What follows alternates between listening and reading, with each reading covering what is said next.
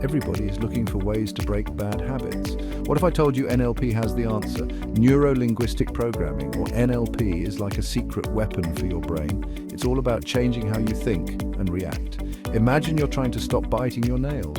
With NLP, you can train your brain to associate nail biting with something gross. Like imagine your nails covered in mud every time you bite them.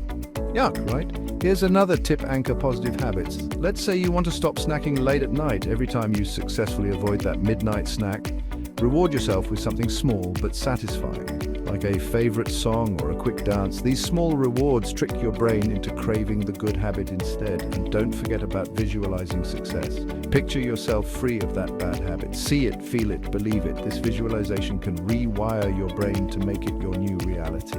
Remember, it's all about baby steps. NLP isn't magic, but with practice, it's powerful. So are you ready to use NLP to break those bad habits for good? You've got this.